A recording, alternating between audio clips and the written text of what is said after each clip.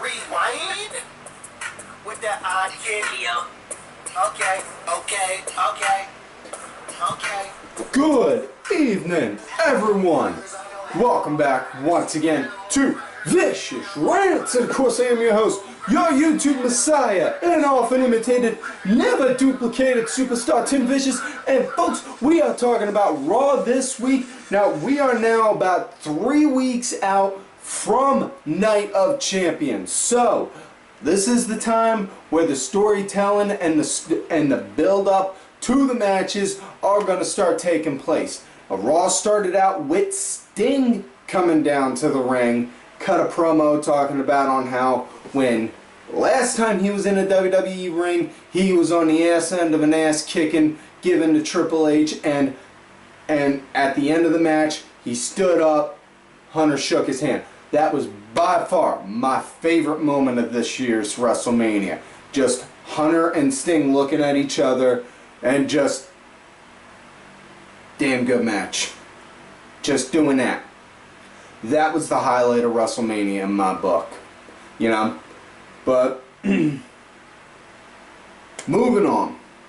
He's talking about that, and he's saying he's going to go after the one title that has eluded him his entire career. Yep. Now, I give Sting credit where credit's due. Sting has won multiple world titles through his career. He's in the history books with TNA as the oldest TNA heavyweight champion, winning it at the age of 44. Multi-time WCW champion. Former NWA heavyweight champion. However, Sting, Steve, however you want to address yourself. You want to say you're going to go after the one title that's eluded you? Dude, you have never once gone for the IWGP heavyweight title, and I guarantee if you tried to step into the ring with Okada, dude, you would get a Rainmaker clothesline thrown at you, and I'm pretty sure your head would fly off trying to go up against the Rainmaker. You know, that's all I'm going to leave it at. I'm not saying that as a knock against the man, but I'm just saying, Okada, Sting, dude, hands down, money, Okada.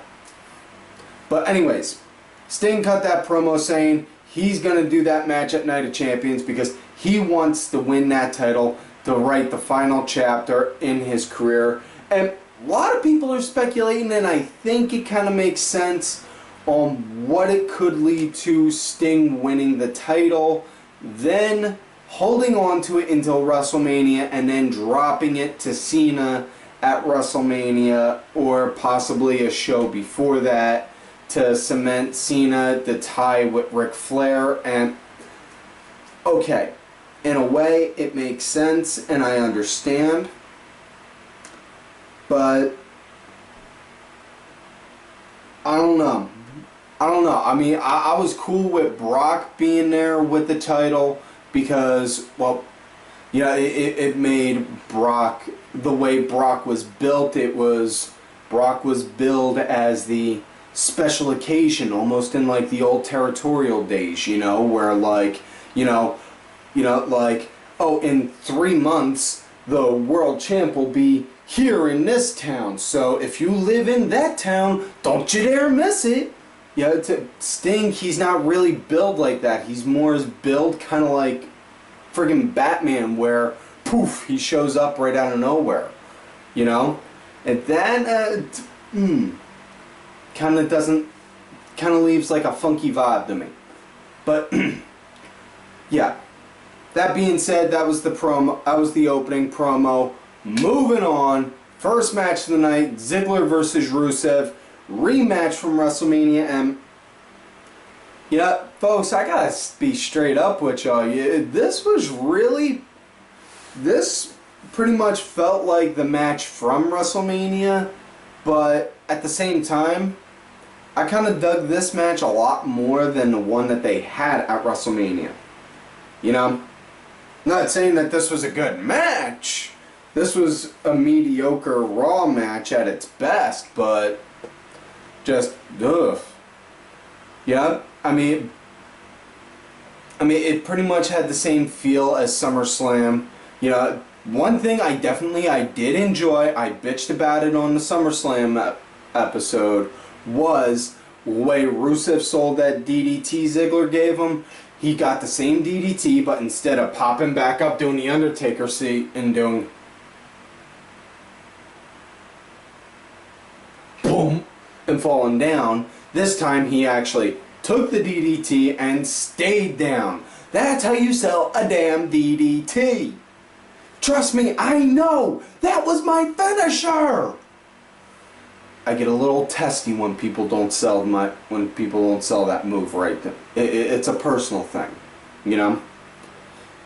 But you know, the big thing though, it's aside from that, my big question is why the hell they got Ziggler wearing pants now instead of just sticking with his trunks? I mean, I don't know. I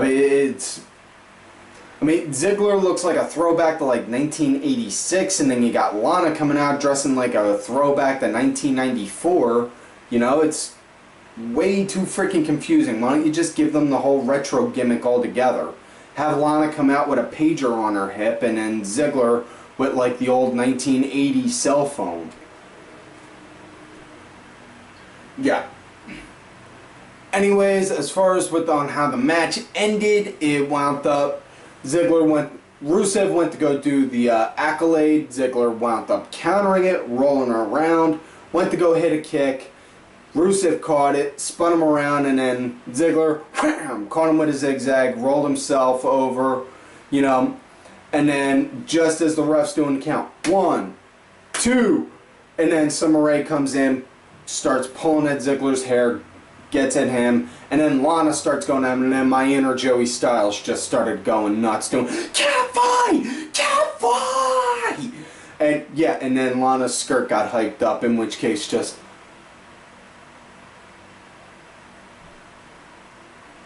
don't judge, man. Like I said, she's my future ex-wife, so you know I'm entitled to look, you know. But yeah. After that, they wound up playing a skit that went through part of the show, played through systematically through part of the show, where Ziggler wound up going into his own locker room. Which, when the hell did a mid-card guy get his own private locker room? Is what I want to know. One, and you know, when Summer Rae wound up walking in there. And then ran off, and Ziggler's fixing his towel like George from Seinfeld, like, I was in the pool, and shrinkage!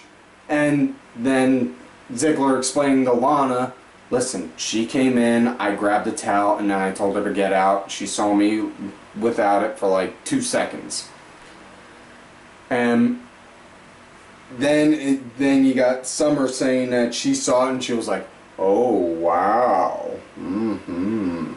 But, yeah, whatever. So, dude, this is way too much of a teenage drama storyline. What the flying fuckity fuck is with this shit? It's, you know, okay, you want to do a story where Lana's pissed off at Rusev and Rusev's pissed at Lana and Lana's using Ziggler to get back? Okay, all well and good. But you know what you do? You want to push the border for PG. You know what you do? You go and you have them saying, like, you go and you have them push as much as possible saying that them two are knocking boots. That Ziggler and Lana are knocking boots and hitting the bedroom hot and heavy as much as possible without actually saying it on TV. You know? Do that just to keep pissing Rusev off. And, you know, that's on what you do. Yeah.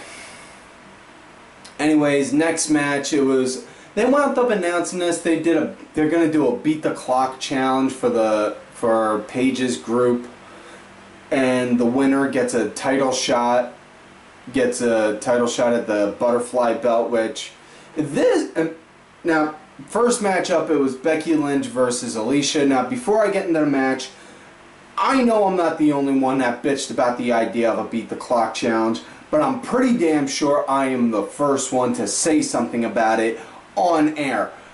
Biggest issue I got with this, the whole quote-unquote Divas Revolution wound up getting its kill shot last week in Brooklyn when the crowd took over the match doing the wave, because they were getting fed the same horse shit that we were getting fed before. Now it's just in longer segments. And say you want a revolution, you say you want to push and give change, and yet we're getting the same thing just in tag matches. You know, we're getting tag matches and teams. You know, nothing different. And now instead of going back to actually having long matches and showing that these women can wrestle, now we're getting segments where the women have to go and compete in short matches. Yeah, hold on. I'm going to go at 80 miles an hour and then just right out of nowhere crank that sumbitch in reverse, because that makes sense. And if it don't, that's pretty much the same as what this is right here. Now on with the show. With this match, Becky versus Alicia Fox. Yeah, this was very much so a ground match. Ground-based match right from the start. You know, Becky wound up having Alicia down on the mat. Boys, don't start making the porn jokes just yet. Wait until I get to the end. You know, she pretty much had her, it was like a very ground-based, you know, for that. And, you know, it was a short match, 3 minutes and 20-something seconds. Becky wound up winning with the disarmer. So, and now you may make your porn jokes. Okay, now that I gave you your moment to shine. See, that's the beautiful thing about this show, folks. I give you the chance to interact with me and be as much of an asshole as I am. Or if not, possibly even more so. Next matchup, it was... oh joy. Ed, do I really gotta talk about this match? Yes, I did sit through it. So I still have to, even though I sat through it. Even though I should have considered this a piss break. Thanks, Ed. Anyways, next matchup, it was Ryroyd versus Big Show, and Skippy was putting the IC strap on the line.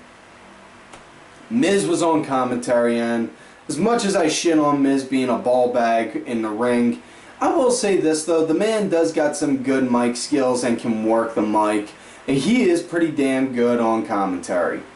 You know, I will say that much on him. But as far as with this match goes, you know, it was a mediocre match at best. Probably the best part of the match was mid-match, crowd started chanting to Big Show, "Go retire," and then after Big Show knocks down Ryroyd, he yells to the timekeeper, "Give me that microphone! You want me to retire? Find someone to make me!" You know, whether that was a work or just a shoot on that part, oh my fucking god, that was beautiful. That was beautiful right there, just because of the fact of the fan interaction. You know? It's just like when, you know, like with Sheamus constantly yelling to the people, you know, "Hey, respect the Hawk."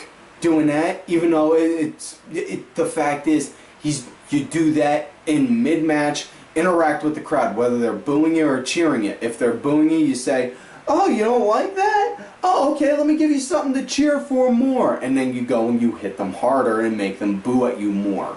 Or if they're doing something to cheer for you, then you do something like, "Oh, you like that? Watch this." And then you do the same thing. You know, something like that. But fan interaction is key. That's the thing. Now, that, and also, for the love of God, can somebody please stop telling Big Show to try and do a spear, because really, Big Show does these god-awful sloppy spears that I'm pretty sure if Edge was watching, he would cry. And I mean legitimately, like Ric Flair ugly man tears cry, like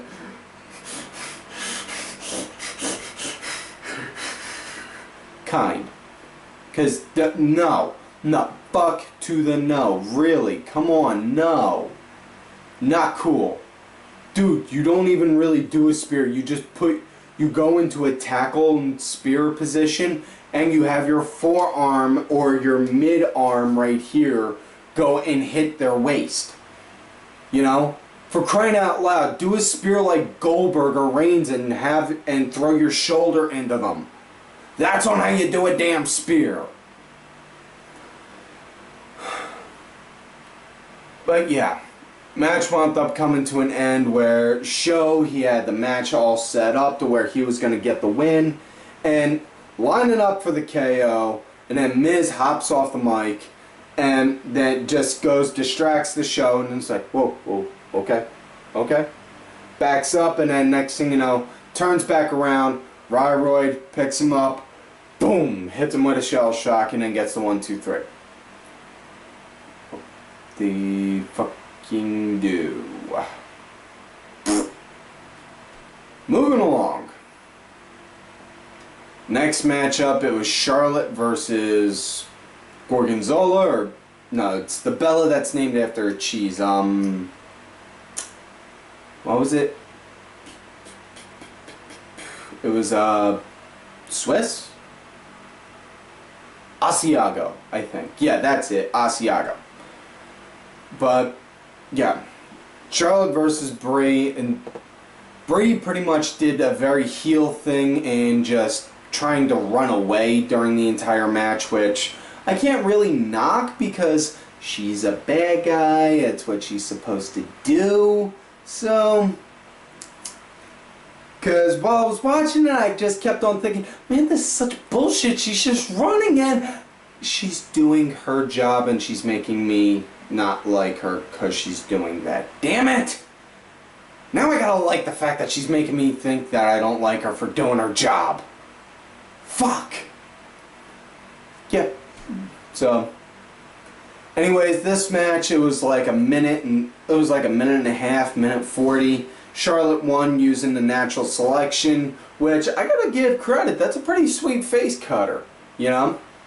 And so yeah, and next matchup, it was Owens versus Cesaro. This was 5-star right here, folks. Count it. 5-star match of the freaking night. Again, I know I said this last week when I did the SummerSlam review. I am saying it again. Ring of Honor, Kerry Silkin.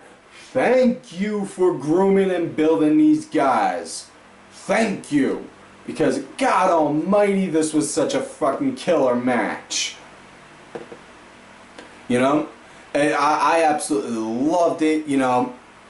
It was very good physically, you know. And it was just... And Cesaro, just with the uppercuts he throws out, man. And Cesaro, dude, like I said, the guy has got everything it takes to be a main eventer. You know, he is showing that, and don't take what I'm saying as an insult, folks, because it's not, but Kid being sidelined, in a way, is kind of a blessing for Cesaro. And again, I'm not saying that as an insult, but but you got to understand, pro wrestling, and I'm speaking from experience. You know, when me and my boys, we were running our division, you know, it's very cutthroat. I only got put in my main event spot because people were starting to get behind me and see me as the asshole that everyone wanted to beat up when the show was done. And the one dude wound up getting sidelined because he broke his arm. Of all things, it wasn't even with wrestling. He was doing something on a skateboard in his free time. But, you know, he got sidelined. They were like, alright, we need somebody to take that spot now. Hey, Tim, come here. Listen, been doing good. We like on how you're working. Want to put you with the title. Want to put you in the title match. You up for it? Shit, sure. No problem. And that's on how it went. You know, but yeah, with that, it was basically like chum in the water. Cesaro had that opportunity of, I can either do this and go out there and kick some serious ass, or I can just sit and float in the C card limbo and hope I get a match on Superstars or main event of all things. And I don't know about you, but if I was Cesaro, I'd have done the same thing and just gone and shown what I fucking got.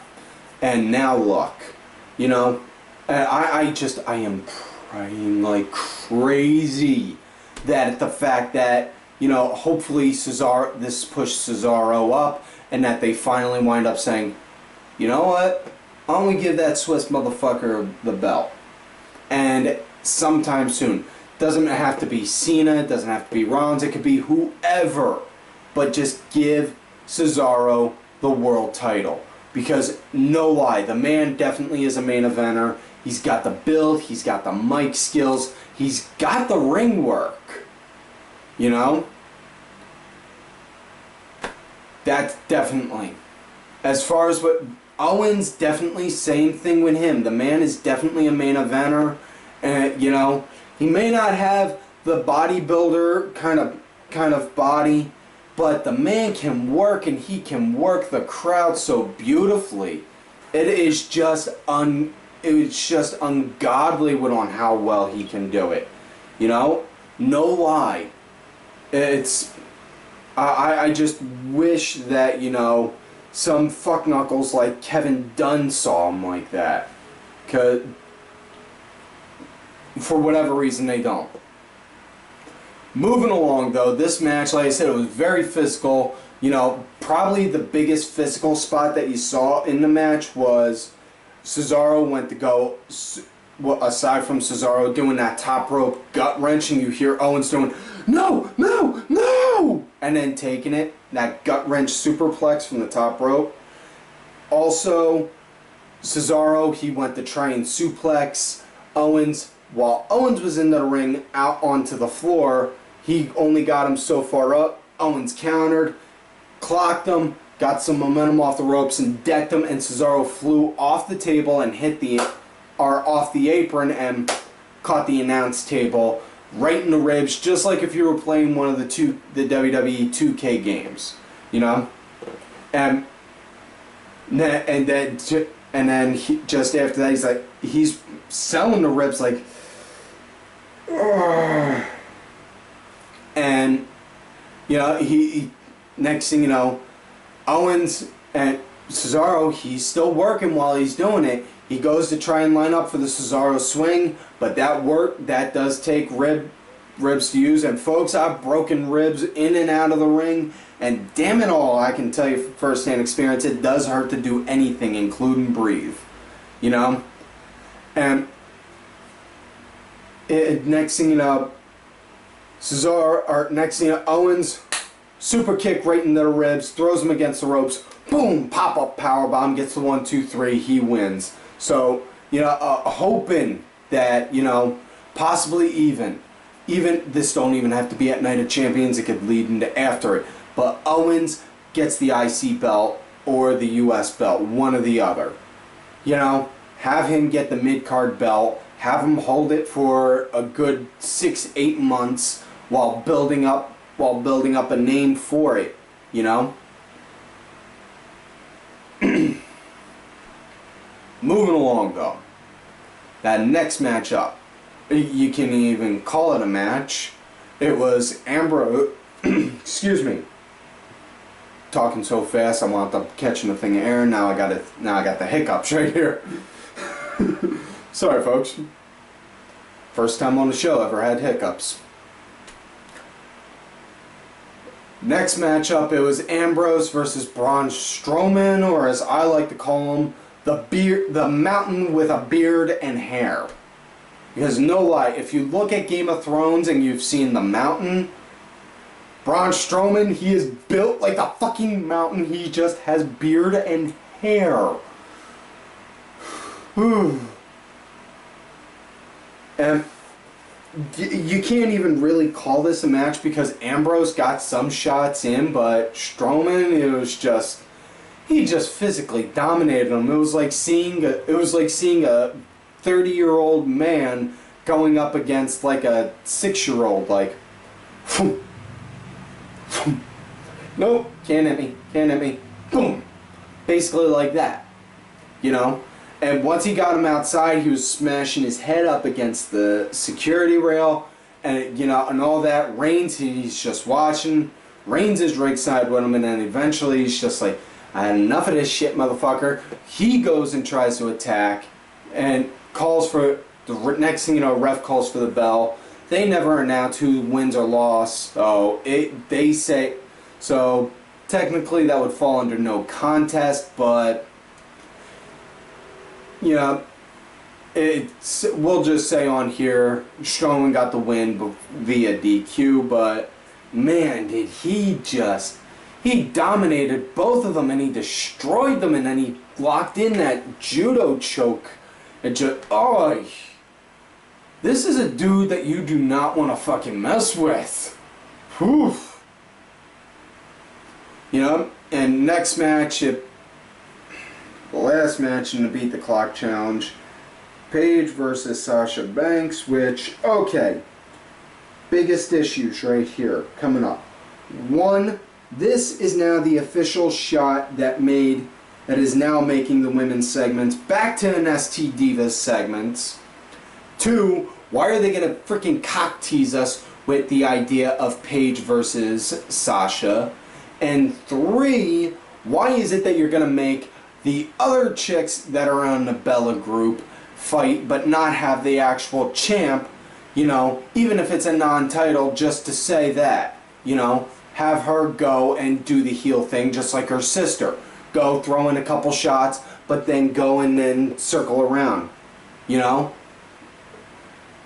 And if anything, the whole Divas Revolution thing, like I said, the kill shot was made then, last week. Just like the kill shot just like when WCW's kill shot, they may have died in 2000, but the kill shot was made when Sting had to give up the world title he won from Hulk Hogan at Starrcade.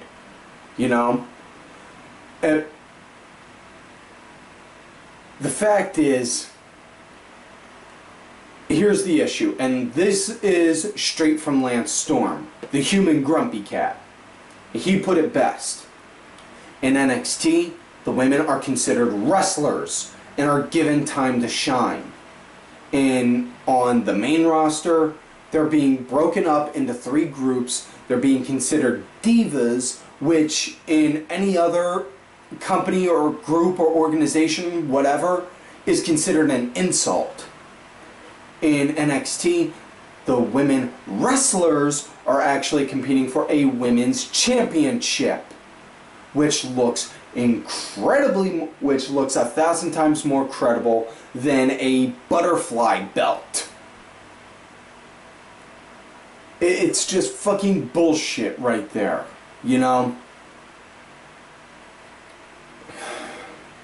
Anyways, as far as what this went, Paige didn't wind up winning the Beat the Clock thing, so Charlotte got the shot. So, she's going to get the shot at Night of Champions. God willing she wins it, But, either way, moving on, next match of the night. And this was technically considered the main event match of the night. New Day versus Dudleys. Now, New Day came out first, talking about on the evils that the Dudleys have done with tables, and now how we should all appreciate what we have done for tables, eating dinner on a table, practicing our multiplication tables, knowing the different elements courtesy of the periodic table, things like that. All well and good. Loving on how the New Day is running their heel work, It's becoming that lovable, dude, you were just throwing out these sick fucking burns and being an asshole. I like that kind of shit. And next, and this was a good match. Dudleys were straight on point through the whole match. Had primetime players on commentary. They're talking about, doing their normal game when they're on the mic. And the biggest takeaway from this match, though, hands down, and I mean hands down, wasn't even anything that involved the match itself. It was Xavier Woods coming out with his hair straightened. And I mean straightened to where it looked like frickin' Cat Williams. And he pulled that shit off better than he does. No lie, he pulls that look off way better than Cat Williams. You know? But now, should also note, while New Day was cutting their promo before the match started, they did bring out a table that was wrapped in bubble wrap, saying this is the very last table, and we are going to make sure that the Dudleys do not destroy it. You know, and then they wound up leading into the match when the Dudleys came out. And I did find out, courtesy of the Mask Mark, that Dudleyville is near parts unknown. In fact, he did say to me, and one moment, he did say to me that Dudleyville is not too far. You just got to hang a left at the bottomless pit, and you just got to hang a left over at the bottomless pit, and if you reach wherever he damn well pleases, you definitely wound up going too far. You know, so it's obvious that it's not that far from parts unknown. Mark, if you do ever go and see if you ever do stop at Dudleyville, let me know by all means. And also, yeah. So, moving along though, back to the match at hand. Match was pretty good. I definitely dug it. It was a good welcome home match for the Dudleys, seeing them on Raw again. And again, like I said, I grew up on the Road Warriors. They are my favorite tag team of all time. But damn it all, I grew up in South Philadelphia, seeing the Dudleys at Swanson and Rittner, going and trying to start up riots because of the shit that they said and did all the time. So I fucking love seeing my hometown boys out there on TV like that, kicking ass. The match wound up coming to an end when they wound up hitting the 3D on Kofi, got the 1, 2, 3. They tried to do a 3D on the table. Didn't wind up getting it. They tried to do a 3D on the Big E on the table. He got pulled out. And the closing segment of the night was Seth calling out Sting, wanting to know where his statue was. And Steph came out because Seth wound up comparing himself to Triple H. Stephanie didn't like that. And then Seth said, whoa, hold on. When your husband was running Evolution, everyone was comparing him to Flair. Because Flair was the man. Just like Hunter was the man, and now I'm the man. That's all. And next thing you know, out comes John Cena, demanding a U.S. title match at Night of Champions. So Seth's got to do double duty that night. And then, just as it's ending with Cena up at the apron doing the woo thing, out comes Sting to stand next to him. And my biggest question now is, I still want to know, where's Seth's statue? Where did he put it?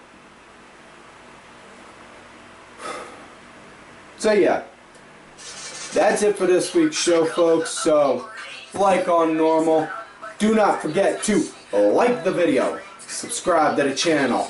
Go back, watch some of the other episodes. Make sure y'all look for me on Twitter at TimVicious. Make sure you also look for my backup account, Tim_Vicious. I am also out there on that Facebook gimmick. My name on there is Tim Ash.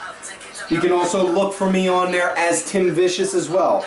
And folks, do not forget to follow all of these cool ass cats right here on Twitter. Vicky Earls, I am Danny Sunday. Make sure y'all check out Danny on the Theodore Skip It Show. Axel Mulligan, make sure y'all check out Axel's new project, The History of Pro Wrestling. Sunday Segway Podcast Team. Sinfully Sabrina, Cranky Grandpa, Legion Lady Aaron, my executive producer, Mr. Oliver Ben. Just a Stupid Mark. Make sure y'all check out Oliver Ben's and Mask Mark's show, The War Paint and Mask Show, as well as my client, who, as I have said before, is the true Raw General Manager, Bronx Bitch Forever.